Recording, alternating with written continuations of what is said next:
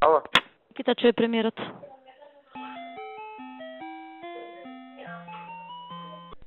Ало. Мо. Милен, Ало, да. радио гостива. Ти си Добро. еднаш мане да го земе некој наш да видиме. Председателе, зборувавме на влада, значи таму требаше стечај да покрени Горан Траковски на влада. Чекај, ќе ти уклучам да слушам, мане да не прераскажувам, ајде. Кажи сега. Значи таму главен доверител беше управа за јавни приходи. Добро. И бидејќи вработените во Гостивар и тие се побаруваат од радио Гостивар, не може да покренат стечај, бидејќи треба да се плати. И вие еднаш му кажавте на Горан Траковски, сега да проверам докаде да покрени стечај. И во стечајна постапка или да се откупат, или да го или да се ликвидира, па да го отворат ново. Значи мора во стечај да оди таа фирма. На луѓето му е најбитно да си ги земат парите таму.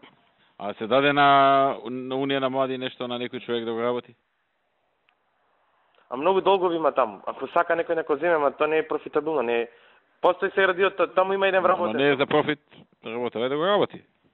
На кога работи председател, има само еден вработен, таму се нема ни опрема, таму нема ништо. Значи на времето ставили некоја антена, ама има многу долгови. Значи има кон управа за јавни приходи, има плати, има здравствено, има ПИО. Ако имаме некој човек што може да го работи сега. Ама мане тоаш бараше да оди во стечај. Зашо не отиду стечај се? Па не знам Горан што направи, да видам Горан што направи. Па ај види па јави се. Важи.